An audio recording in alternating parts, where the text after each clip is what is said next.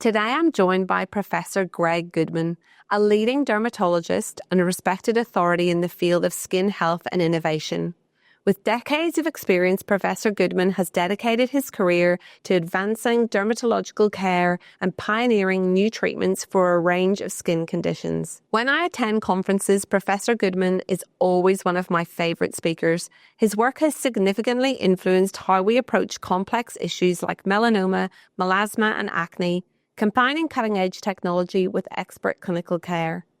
In this episode, we dive deep into some of the most exciting developments in the dermatological space, including the latest research on detecting and treating melanoma and early signs to look out for, particularly important as we prepare for the Australian summer. We also explore the latest technologies, including the Alma Hybrid and Cutera lasers.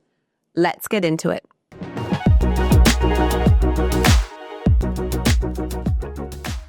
So, Professor Greg Goodman, welcome to the podcast. I'm really honoured that you said yes to come on today, so thank you so much. I would love if you would tell my audience, first of all, a little bit about you and how you ended up with such an interest that has taken you on the path that it has. It's got to be an accidental tourist, really, isn't it?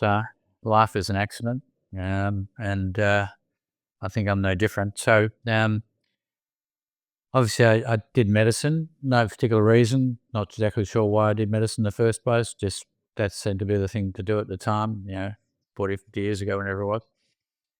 So finished medicine. Initially, I was going to become a gynecologist. I thought that was really interesting in my fifth year of medicine and started studying that, realised I didn't really like it. Then I started surgical kind of training and realised that wasn't really for me either. Getting a bit despondent, so I went into the medical stream. Thought I might become a cardiologist, and so I did a cardiology term. But cardiology is with a heavy inpatient load, so they had it with a dermatology that had a minimal inpatient load but a heavy outpatient load to balance. And in that term, there was first stent was done in Australia, and I had to work up that patient. And everyone was very excited. It was a very exciting time for the unit. They had the cardiothoracic surgeons on standby in case they killed the patient or, came close to killing the patient. Anyway, everything was swimmingly, and I worked up that patient, and it was everyone was cock-a-hoop and really excited. And it was a bit like gambling for me, is that as good as it gets sort of thing. So I kind of looked at this patient, looked at what the term had unveiled and realised that, it wasn't really for me either. So I was on my way out of dermatology outpatients right at the end. And a dermatologist called Nick Downs pulled me aside and said, "You ever thought about being a dermatologist or even be a good dermatologist?" And he just sowed the seed at the wrong time. So that's literally how accidental things happen. So I started studying for both physicians and dermatology, and eventually did dermatology. Amazing. That's such an interesting and meandering path, but you probably learnt lots of stuff along the way that's always stood you in good stead as well. Yeah, I did. I sort of did a similar thing. I started off training to be a surgeon. I was going to be a paediatric surgeon and did that for a little while, and then decided that actually I enjoyed talking to the patients in the outpatient more than I did being in the operating theatre. But I learnt loads doing my surgical training years, so that was great. What I'd love to know is what you think the most significant innovations have been in dermatology. You've obviously had a long and very distinguished career. What do you think the most significant innovations that we've seen over the years have been? Well, there are many. I mean, in medical dermatology, I think the biggest one we ever saw change people's lives. Now biologics are doing it all the time, but in the old days, Roaccutane, isotretinoin, was an amazing advance. It was, when I went through dermatology training, there wasn't Roaccutane. We didn't have it. And every hospital used to have a patient admitted, at least, with acne, inpatient, with incurable lakes of pus on their back and just hideous. It's been nursed virtually 24 hours a day, prone sort of thing. It was just terrible. And you had a number of those patients, and they really left a mark on you. And yet we never see that anymore. Like it's never happened. So acne conglobata is called, just cured by Roaccutane. It's quite amazing. So, that to change the disease pattern in such a meaningful way was extraordinary. So that was in acne. I think working out the Human Genome Project has left such a legacy. And that's really what we're treating all these patients with biologics now, is based purely because countries had the guts to cooperate in the Human Genome Project, map the human genome, work out where things were actually happening and why they were happening, what signals are being delivered by what genes. Suddenly opened up the whole world of biologics, which have meant such an extraordinary change to the lives of psoriatics and eczematous patients, hidradenitis suppurativa patients. Now we're getting into realms of cancer therapy, obviously with melanomas and immunotherapy. With that, we're seeing for the first time melanoma rates dropping because of the advent of BRAF and MEK inhibitors and other directed targeted immunotherapy. That's been extraordinary. So in the disease profile, we're seeing a huge amount like that. In the profile where I'm more kind of, I guess, known for, acne scarring, when I started looking at acne scarring, hadn't had anything written about it meaningful since the 1950s. Earl Kligman was the last person to do that, and he did his PhD on acne scarring, I believe, I think. He worked out punch elevations and punch excisions and punch graphs for acne and acne scarring. And obviously went on to develop retinoic acid as a therapy for both acne and photoaging, amongst his other claims to fame. But nothing had been written versus between that and the 1990s. And that's when I decided it was an orphan disease that needed attention, and I likewise did a PhD in that. I love bringing that into a little bit more science, I suppose. And since then, we've seen a huge uplift in what we can do for acne scarring. The advent of fractional lasers was amazing for that problem. And from the humble needling that Des Fernandez from South Africa used to espouse back in 1999, 2000, nobody believed. We've got this burgeoning area of fractionated treatment with needling, radiofrequency, lasers that have made scarring just so much better treated. Not perfect, but it's so much better. And in the great advances that we've seen, the early 90s were a tremendous advance. Brought the CO2 laser, full field CO2 laser in 91 or 90. You had tattoo lasers that were just extraordinary for their times. The vascular lasers suddenly came into their own. When I started vascular lasers in the 80s, it used to take us an hour to do a square centimetre of tissue. That was it. With 0.125 millimetre spot size and 8 times magnifying goggles. And you used to have to get patients back all the time. And now you can do that same size in 100th of a second with new vascular lasers. And so you realise just how far we've come. The advent of cooling in laser therapy. There's so many things. But basically, there's been advances every which way. I think we're still seeing lasers as a drug delivery is a great advance now. We're starting to see obviously injectables, which are on and off popularity. We're starting to see obviously botulinum toxin when it came in was amazing. I hate to say it, but I learned my first how to inject botulinum toxin from a video from the United States, which not exactly how you should be learning things, but it was so uncommon in those days. It was nobody in Australia really doing it. So when they took it back, it was Botox. They took it back to re-engineer it back in '97.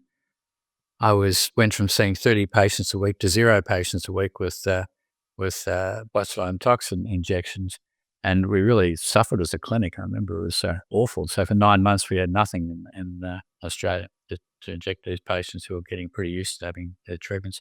And then the advent of changing from collagen injections to hyaluronic acid injections, extraordinary change. It's just you quadrupled the length of time you had the filler in the patient. And now with the advent of things like the exosomes and the superficial fillers and seeing that the tissue quality improved by all that. I mean, there are just so many things. I could go on and on for probably the whole podcast just talking about that, but there have been enormous changes through the industry since my time. You've witnessed it all. I'd love to go back and talk a little bit more about a few of the things that you highlighted there. One of the things that I know is such an interest of yours is acne and scarring. And, I think from my perspective, one of the things I think people underestimate, especially if they themselves haven't had acne, is the psychological impact that it has on people and how much, even years later, people are still quite sort of mentally scarred as well. They're very frightened of their acne coming back and how they felt about it. And although we use much lower doses of Roaccutane nowadays, people still seem to be quite scared of it. It seems to have had a reputation maybe 20 years ago of potentially impacting people's mental health. And I sometimes feel it's an unfair reputation that it seems to be struggling to shake off.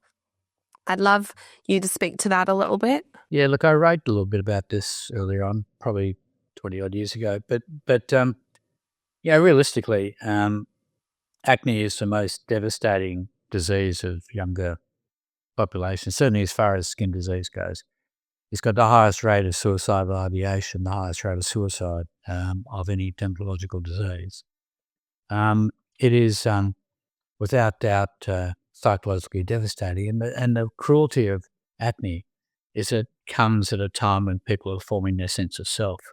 So really, if people got acne when they were 40, they'd cope with it a lot better. But people get acne at exactly the wrong time when they're developing friendships, developing relationships, developing their sense of who they are, and it devastates that really. And the problem is that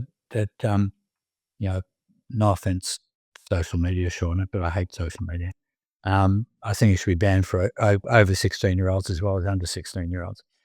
But it really is at its worst at things like Roaccutane, where it just spreads dissemination like I won the election sort of thing. It's just, you kind of, it disseminates untruths. And yes, there is some mental health issues with Roaccutane, but the reason that no study has shown that Roaccutane has mental health issues on a population basis is because most people who go on Roaccutane are so joyous that they've lost their acne that it swamps the people that are getting depressed because of Roaccutane. It does happen. I tell people up to 5% of patients will get mood depression. But I haven't seen it result in suicidal ideation like acne does, and acne scarring does. I've still got patients who are suicidal. I had a 15-year-old that I don't know how I got him through his acne because he was impervious to acne. It didn't work for him, and I couldn't actually keep him on it because of the mental health issues that he had. But we got him through it. But I can tell you it was touch and go whether he's going to suicide. And I have had a patient or two suicide with their scarring. It's just devastating. And I think that parents have been put off having their children go on Roaccutane really unnecessarily and purely because they hear from a well-meaning something or other that it's going to, bump their child off because of depression. When most times, probably 90%, the mood actually goes the other way because of the effect that it has on the acne and therefore the self-esteem. I agree 100%. I think that the person's probably more at risk of their mood and depression with untreated acne than they are the other way, 100-fold. Yeah. And in terms of acne scarring, what are you doing right now? I mean, I know that you're someone who has an arsenal of weaponry that you use to treat these things, but what are your favourite things to use at the minute?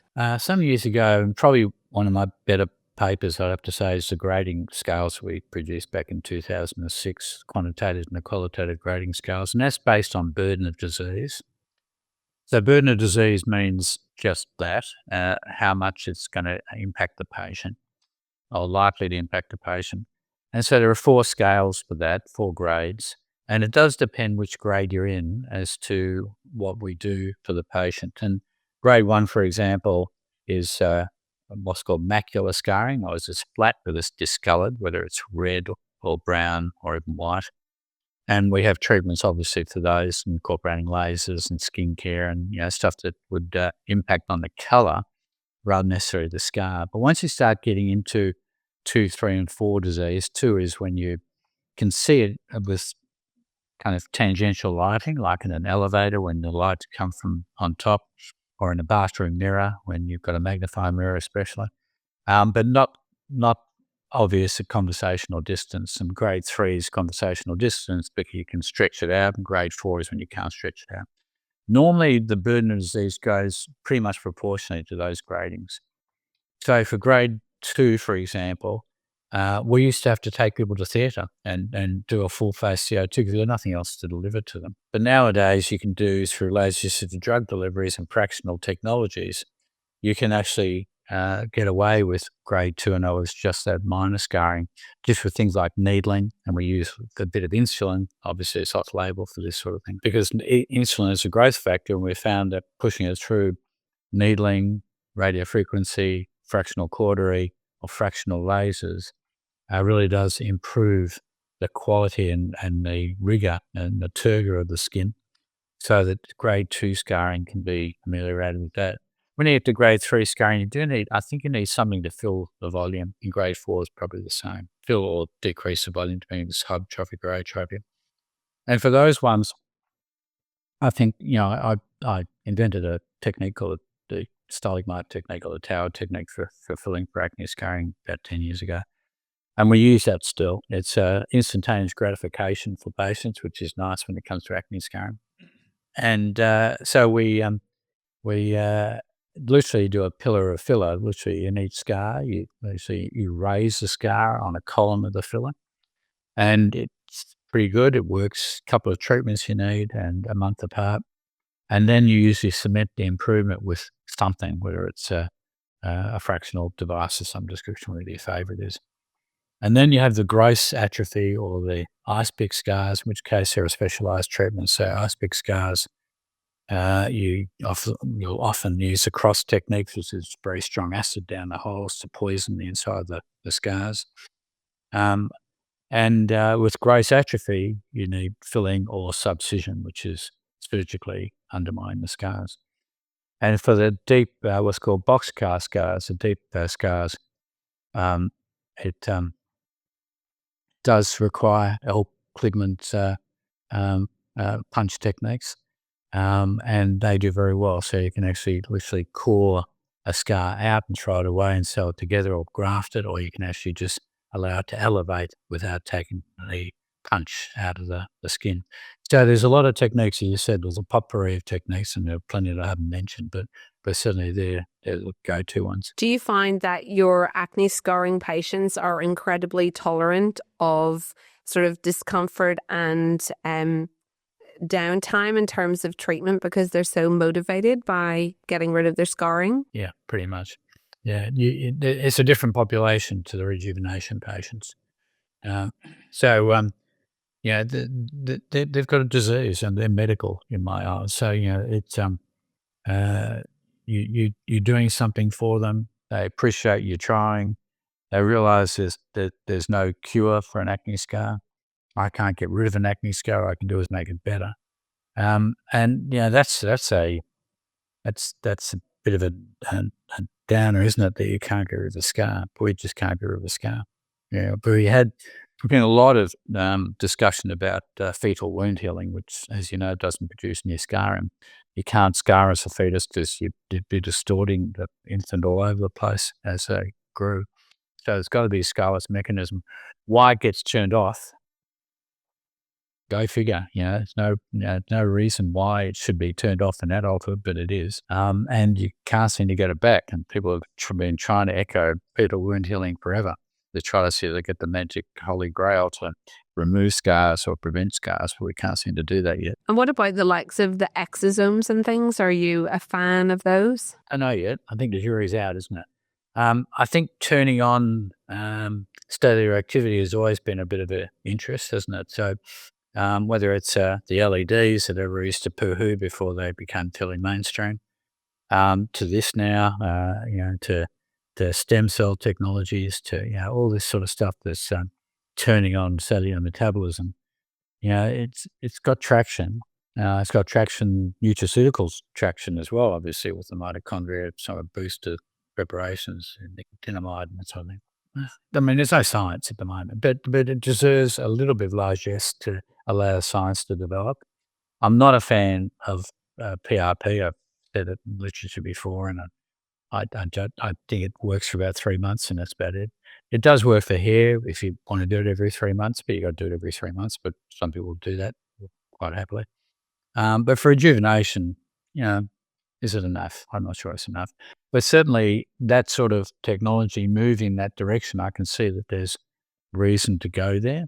And so I would just give it a grace period of a few years to see if it develops. There's a lot of shonky sort of stuff coming in at the moment, with, and it'd be very difficult to study because every exosome company seems different, and what they're preparing, what they're doing, how they want you to use it, whether it's injectable or topical, or whether how many millions of things it's got in there, and so it's a wild, wild west at the moment. And even if there's anything alive, as it were, whenever you get it. So, I think it's going to be a watch this space one. I'd love to go back and talk a little bit about melanoma. Obviously, we're an Australian-based podcast, but we do have listeners all around the world. And melanoma care, as you said, has changed dramatically. And in fact, our Australians of the Year were honoured because of their work in this area. Would you be able to explain, first of all, what actually is melanoma and why is it such a problem here in Australia, and what has changed in the treatment so radically? Okay, well, let's go back to again when I was younger. I remember the surgical treatment of melanoma, that if you didn't excise the melanoma with a 5 centimetre margin, we're talking this margin on each side of the melanoma, down to fascia, and put a split skin graft, you were considered to be morally bankrupt and negligent medically, probably. And I remember learning that from plastic surgeons at the Alfred when I was training. It took brave hearts, and they were dermatologists. I don't want to be party parochial, but Day and various other people out of New York were, dermatologists. And they were brave enough to actually say, this is ridiculous. There's no science here. And completely redid the surgical treatment of melanoma to the current standards we have now. So that's just an aside. But we're also, when I was going through, the sun wasn't particularly incriminated with melanoma. They didn't know what caused melanoma. It was just starting to come out. Some of the first papers that have been written by Australians actually, but in the 60s, late 60s, about skin cancers and sunshine. And melanoma, for quite a while, people were blaming fluorescent lights, weird things, UVA, that sort of thing. Melanomas weren't really worked out as to what caused it until people started doing proper epidemiological research and working out that sudden exposure to sunshine on a once-a-year blast was really why urban workers in offices used to get melanoma quite a lot more than rural folk in the same latitude. Then it was worked out that melanoma is a UV disease mainly, but not totally. It is an affliction of melanocytes, which are the pigment cells in the skin. And it seems that melanoma is a blast to the DNA in that melanocyte. Now, melanocytes are in the junction between the first and second layer of skin. That's where they live, down the hair follicles. They're widespread through the body as well. And you can get melanomas elsewhere, including the brain as primaries and various other areas. But with melanoma in the skin, because that's where the melanocytes live, the first signs of melanomas usually occur there. And there's a derangement of the DNA inside the melanocyte that causes melanoma. It's an ouch moment. It's a, oh my God, what was that? Sun exposure sort of thing. It's different to BCCs and SCCs. SCCs are chronic sun exposure, time after time after time after time. Tends to occur in farmers on their arms and hands and face. BCCs occurred because of a genetic issue, mainly that they don't have the ability to knock out a particular gene, hedgehog pathway, so it's different. But melanomas are a blasting disease, happens with blast of sunshine. But there's a definite genetic component to it too, to make you more susceptible to that. So if you get this melanoma, it tends to come in that layer and be seen as initially brown, because that's, if you look at melanin in the dermaperdermal junction in that layer, it reflects as being brown.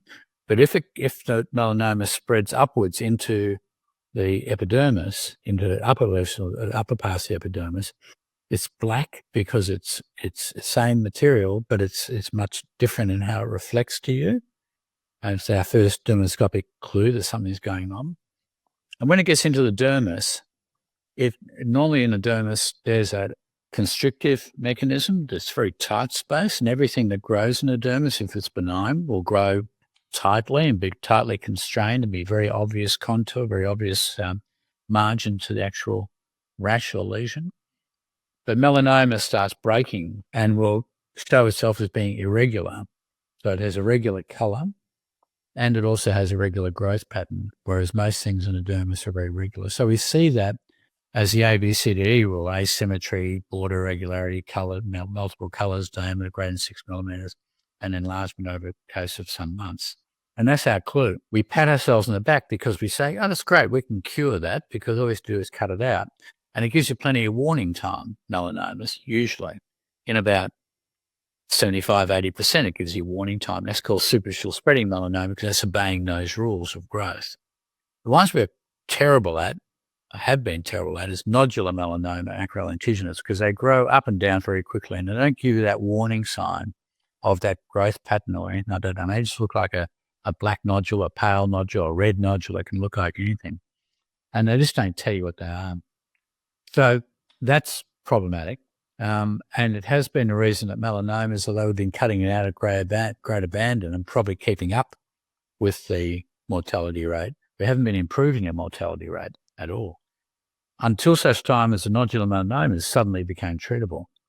And that's where you come into immunotherapy, the use of the technologies to bump off the late stage melanomas. And the beauty of that is that the melanomas kind of disguise themselves by putting mutations on their surface. And these mutations are there to stop your immune cells from finding these lesions. But now we can turn it on its head by producing antibodies to those mutations and killing off the melanoma cells that are producing mutations to avoid the immune system. So it's meant that the melanoma rates of death are going down for the first time rather than going up, which is a tremendous advance.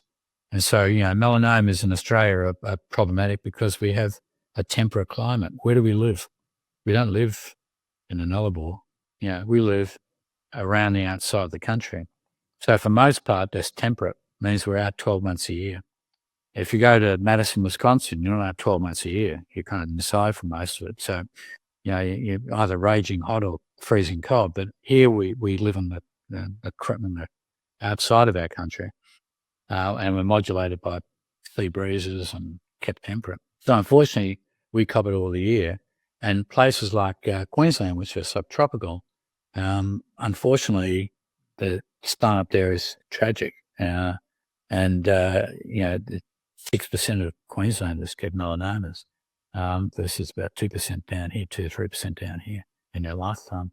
So it really is a very problematic disease for Australians in particular. When I was in medical school in Belfast, we learned all about how bad melanoma was in Australia. And I have to admit, when I first came here, I'd as a GP in Northern Ireland, I'd never, ever had a patient with a melanoma. And I came here and it just absolutely shocked me by how common it was. I literally couldn't believe it. And, I also couldn't believe people go, oh yeah, I've had a BCC here and an SCC here. And I was like, wow. Whereas at home, that would have been a really big deal. I remember being at UCSF and people crowding in outpatients around a patient with a sunspot. Well, I'll tell you a Yeah. better one. Whenever we did medical school, so I taught at the university in Belfast, and when we used to do medical school exams, because we couldn't find any patients with lesions for the final year medical students, we created some tattoos, which we had photographed and put, pictures of a melanoma and picture, and we actually used those little temporary tattoos and we put them on patients because we literally didn't have anyone that we could bring in to teach the medical students. So I wouldn't imagine, well, when I taught at Sydney University, they certainly had no problem finding people to show the medical students. So it's just amazing. It's so different. And even though you read it in a textbook, it's actually until you view it, you can't believe the difference. And so I know that obviously you're not an oncologist, but do you think these breakthroughs in melanoma are going to have any sort of be helpful in other cancers? Like, do you think we're going to be able to copy this therapy? Yeah, we already know they are. So, thyroid cancer is one of them, for example, that they use the same sort of technology. So, yeah, they are starting to be used in oncologists because, the melanoma used to be the oncology dustbin, because chemotherapy never worked. So suddenly it became the poster child. So they're trying all these mutations. If mutations occur in other cancers, but these therapies are being used for other cancers now. Yeah. For many years in my GP rooms and with friends and family, I heard the same story. People feeling overwhelmed with a huge array of skincare products on the market. Fears around having sensitive skin, choosing the wrong product, or being sold something they don't need. There are so many people intrigued by the latest trends in anti-aging treatments, but unsure if that would be relevant or actually even help them. And many are feeling afraid of being left looking different, silly, or even having an adverse reaction. As a doctor of 25 years, and of course as a woman experiencing the signs of aging myself, I am proud to have created You by Dr. Shauna Watts clinics. Led by myself and an experienced team of doctors, our goal is not to change you, just help you become the most confident version of you. Every journey at our clinic begins with a comprehensive assessment by our doctors and includes photography, skin analysis, a thorough exploration of your medical history, and of course, time to chat about your concerns and desires. Together, we create a completely customized plan, helping you achieve the confidence that you've always wanted. We treat all skin concerns, including redness, acne, pigmentation, sun damage, and all signs of aging. We take a holistic approach and only include evidence-based therapies. So if you're ready to start prioritizing you and exploring what we can do to help, please book in for a no-pressure Planning Your Aesthetic Journey appointment. You will leave with a full written plan and information on any recommendations. Our clinics are based at Foresters Beach and Newcastle, and you can book online at youbydrshaunawatts.com.au. I'd love to talk about another thing beginning with mel, but it's melasma. And it definitely is one of those tricky skin conditions that can easily be made worse by the best meaning people at times. But I'd love you to chat a little bit about melasma and what we know about it, and have we made any inroads in treating it or understanding a little bit more about why some people get terrible melasma and some people don't? Yeah, I think the last question is I don't know. I've got no idea why some people get melasma and some people don't. Obviously, we had the traditional things. The sunshine, obviously, was the biggest part. There is a little bit of familial history to it. There's suggestions. There's hormonal, obviously, because of the mask of pregnancy and the fact that people do get it when they're on the pill occasionally. But I have found that taking people off the pill or even stopping, if they stop being pregnant, doesn't always reverse anything. In fact, doesn't often reverse anything, especially the pill. So it's not that hormonally exquisitely responsive or therapeutically tangible. So melasma is an affliction of melanocytes. We all know that. So they work harder. There are probably more of them. We think there's a vascular component as well. Things like VEGF, which is vascular endothelial growth factor, various other cytokines which are vascular in origin, can be important in production of melasma. It is a disease where tyrosine is overly active, and terosinase is kind of going upbeat, and so you really want the treatment of melasma to be many-fold, because you're trying to influence the production of melanin and the disposal of melanin. Melanocyte is your target, but it's not really. It's the production of melanin from that melanocyte, just mainly your target. How do you do that successfully? In most melasma, and I would push people to, if they're not members of the ASCD, it doesn't take much. You just have to go on the website and put yourself down as you want to have a look at this stuff. But the first issue of the APCD, which is the journal of the ASCD that we created, is purely on melasma.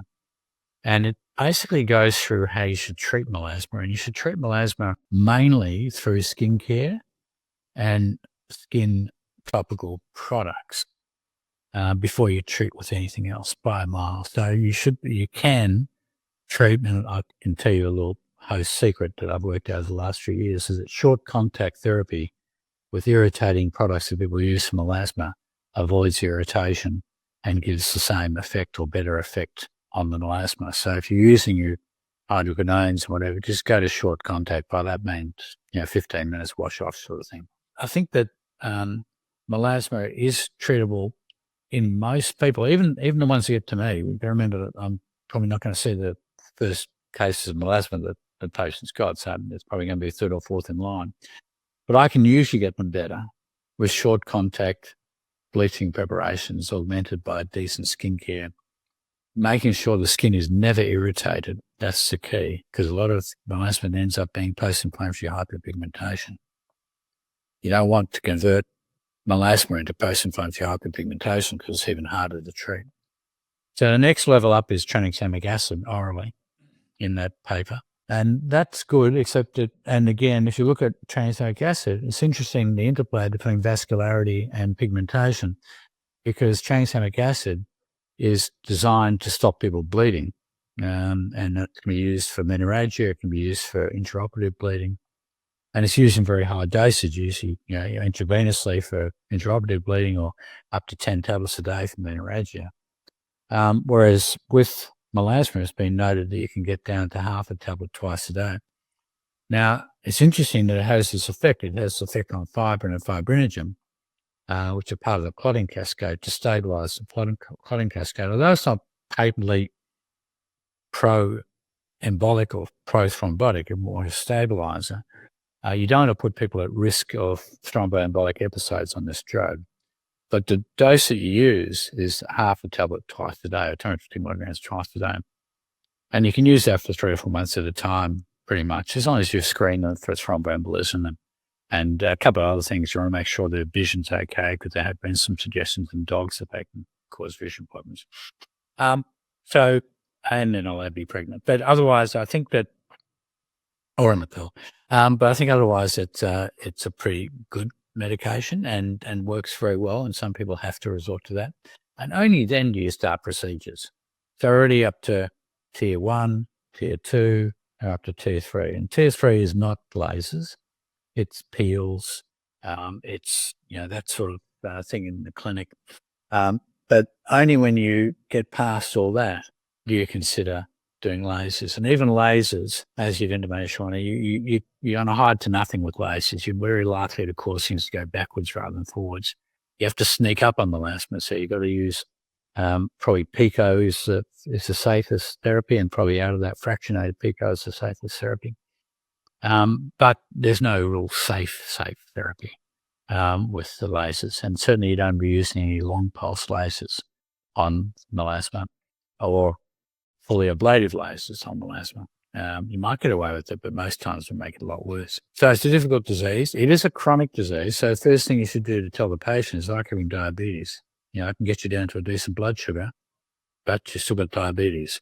So it is a chronic disease. It's not a once-a. Yeah. Okay. That's so helpful. I wanted to change tack slightly. Obviously, more and more patients are getting interested in lifestyle medicine and disease prevention and, how they can impact their health through their lifestyle. How do you think that sort of overlaps with dermatology? What things would you like to see patients doing so that they have better skin health? Well, yeah, there's no better discipline in the world than dermatology for saying what you should do to stop getting disease. Apparently, there's this little yellow ball in the sky that people have talked about that comes up at dawn and goes to bed at nighttime. I think it's called something, but in Australia and the rest of the world, you've just got to avoid that. I mean, it is a love-hate relationship. I hate this thing about vitamin D. Vitamin D is pretty safe out of a bottle, but we're crappy at producing vitamin D from sun exposure. And in my age group, you don't. You just don't do it anymore. Like it's not, the enzymes just aren't turn-aroundable. So you just don't, it's a useless way of doing it. And for example, the 15 minutes 3 times a week people talk about is enough to produce vitamin D. It might be in a 20-year-old, but let's examine that. 15 minutes 3 times a week has also been shown to turn off your ability to break down what's called matrix metalloproteinases, which in your skin dissolve your collagen. So if you use 15 minutes of sunshine, UVA content gets through that into your dermis is enough to stop your defenses against breaking down your collagen. So already you're on a hide to nothing. And that's obviously a minimum, and we're doing plenty more than that. So prevention. So sunshine is definitely part of it. Skincare is part of it. No, skincare, which I used to poo like everybody else did 20 odd years ago. Or maybe 30 years ago. I think I started producing skincare about 20 years ago. It's there. Antioxidants definitely have got plenty of legacy and a story to tell with relate to preventive skin disease, because we don't produce much in the way of antioxidants ourselves. Orally, we should be taking them. Topically, we should be using them, because our antioxidant reserve is depleted by sunshine, it's depleted by pollution, it's depleted by cellular respiration, it's depleted by what we eat. So, we produce toxic substances from oxygen all the time. We breathe, not allowed to do that. So we breathe, we eat, we produce toxic substances from the Krebs cycle and breaking down your food and from direct effective UVA and UVB and even infrared light. So you have all these things producing issues with the oxidative stress, and you've only got this poor old glutathione pathway that's not up to scratch, and you need a supplement. So definitely antioxidants. And then you've got vitamin A, which is, every Australian's skin is deficient in vitamin A virtually. So, that's where retinoic acid comes into its own for repair. So repair is really important. And vitamin A normalizes your tissues, makes things that didn't look like they were able to be repaired. As far as the photo damage goes, as far as your skin damage goes in generally. And then you've got more specific things that are coming on board, like DNA repair enzymes, telomere protectors, things that actually reverse the damage that is done on a daily basis to repair. So skincare is getting more and more important, and that doesn't even include peptides and stem cells and growth factors and et cetera, et cetera, et cetera. And just bringing it back to nutraceuticals as well, you really want to be eating well. And the reason that we don't like fruit that's gone off or vegetables that are past their date is that we're looking for antioxidants in vegetables, and antioxidants are at their highest when the fruit is the correct color. And so we look for that in foods. Obviously, diet and certain skin conditions is important as well. Rosacea has a definite diet relation. Acne, a little bit less, but if you eat like a Big Mac, you tend to look like a Big Mac. So you want to make sure that you're eating non-processed foods for acne, in particular, low GI index foods. Psoriasis, it's been thought that polyunsaturated fatty acids rather than saturated fatty acids tend to make a difference in an oxidative-dependent pathway, but probably not as much as we'd like. And even eczema, to do with the gut and various things you can do. So So there are plenty of things that you can do in a preventative role. You can do treatments in a preventative role. There's a whole raft. Patrick Bitter Junior's thing about Forever Young. He does a yearly IPL and thinks that makes sure that he's okay.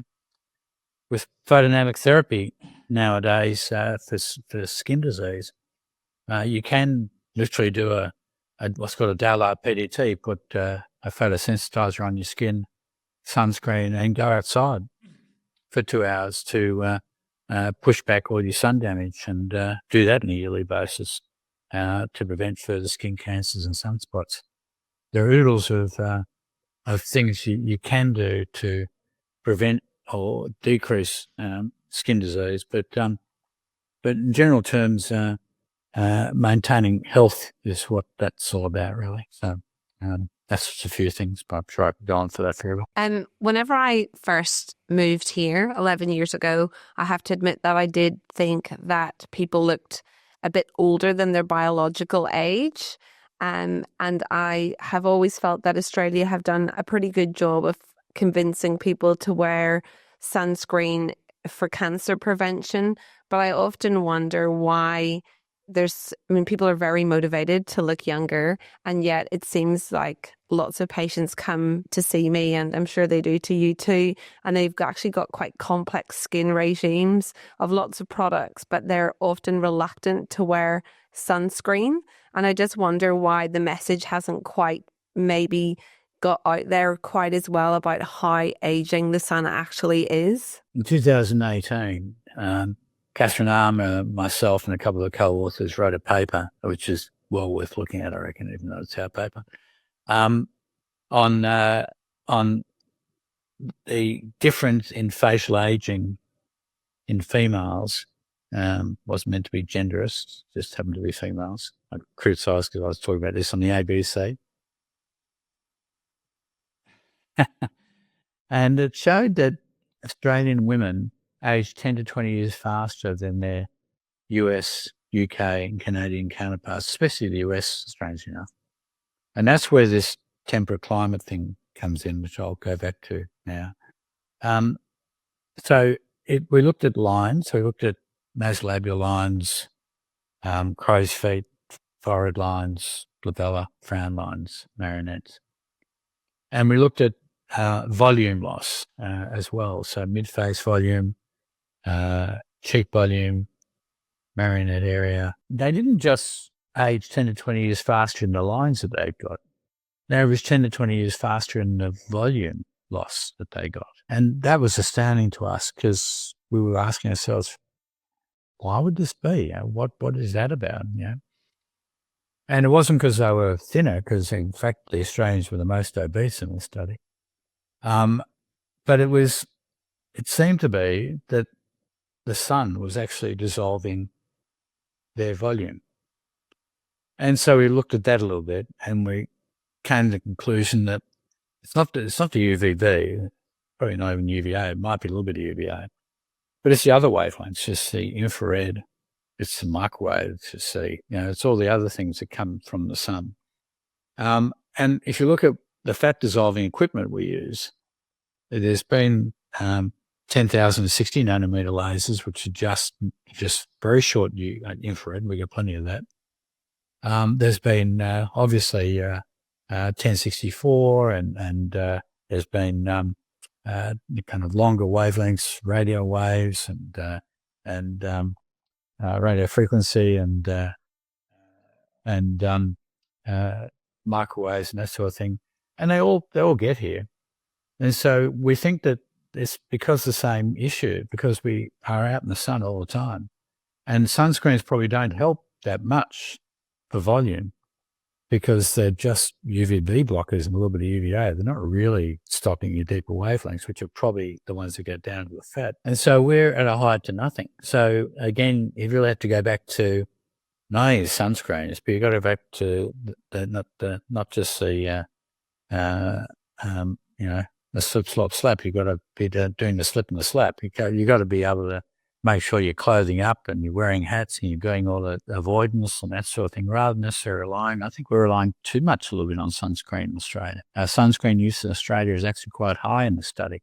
It's just as high as anybody else. But I do take the point that it seems to be absent from a lot of people. And, the problem with sunscreens, they've been on the nose lately. This is, again, social media terrible, but, So, yes, some sunscreen's been banned in the United States because they've gone overboard and gone ridiculous about marine biology and things like that. And, I don't want to kill any whales either, but, in Australia, nobody's died of a sunscreen. And what about zinc-based sunscreens? Are they any better in terms of, penetration of other rays, not just UVA and UVB? No, not really. No, some of the chemical sunscreens are probably better than the organic ones as far as the length into UVA that they range. And the mixed sunscreens are probably best of all. But zinc is okay. And titanium dioxide is okay, but titanium dioxide has been on the nose lately, and especially nanoparticle titanium dioxide. But you can't keep up with what's on the nose. You just it's hard to work out what you're up with trying to be correct in this area.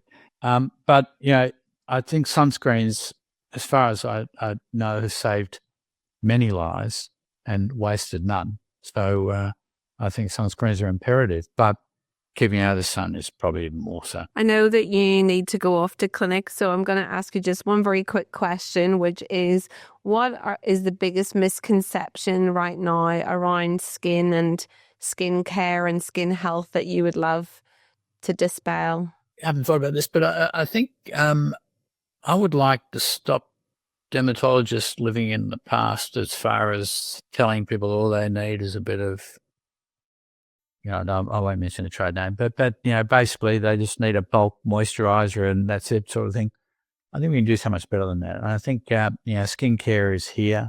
Skincare has evolved. It's science.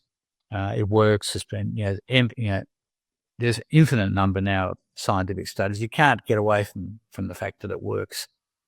And I think also in the medical community, stop differentiating between cosmetic and true medicine, because cosmetic stuff gives you the tools to treat medical applications for dermatology. For example, acne, rosacea, acne scarring, widespread sun damage, kind of, it's not a medical condition, but menopausal symptoms. You can get all of those treated with cosmetic machinery applications, skincare. So it's embarrassing that we still have this differentiation, and really almost some embarrassment about cosmesis, because it is part of medicine. Well, there's this sort of snobbery about it, isn't there? Yeah, I think it is. I think it's snobbery. And I think a lot of that, to some extent, is ignorance, but it's snobbery is probably a good term too. Well, I think the thing is that you can actually change someone's confidence and how they manage to show up in the world so much. So I agree. So my final question is, what piece of advice would you give your 20-something self if you could chat with him? Maybe stick to gynecology. I don't know, but no. No, I think what I have told, I won't necessarily tell myself. What I have told younger dermatologists is find a niche, find something you can really get your hooks into, because for me it was acne scarring early on, probably, and then obviously lasers and various other things. I've done lots of niches, I suppose. I've done phototherapy, I've done nail disease, I've done all sorts of things. But find yourself an interest, because medicine can be really lovely, or it can be dead boring. You can burn out in 10 years. You need to find yourself something that you can really get your head around and make sure that it becomes yours, your domain that becomes yours. And I think I did have the epiphany. I probably wasn't 20, but I was probably 32, 3 when I started, well, this is an orphan area I need to go to. And I think that's what I would tell somebody. Make sure that you pick on something that becomes a passion. Amazing. Thank you so much. I appreciate your knowledge and your generosity sharing it. I'm sorry if I picked your brain a little too much. Oh, that's all right. No, I haven't got much left, so you're welcome to it all. When I started this podcast back in December 23, I knew that I was lucky enough to have amazing conversations with various health professionals across all facets of medicine and allied health. And I knew that you would probably really enjoy being a fly on the wall to hear what we talked about. And that's how the podcast was born. And what you probably don't know is that this is a bit of a passion project. We don't have any sponsors or funding. And without your help, we won't be able to continue bringing you these great guests. So if you can please spread the word about the podcast, share it with someone who you think might benefit from the conversation that you've just listened to, or if you can leave us a review or a comment, it would mean the absolute world, because that actually helps the podcast spread further and get more people to hear our message and hopefully allow us to invite bigger and bigger guests onto the show. And I would so appreciate you helping me back. Thank you. This podcast and any information, advice, opinions, or statements within it do not constitute medical, healthcare, or other professional advice. Information is provided for educational and entertainment purposes only. If you have any health concerns, always consult your doctor.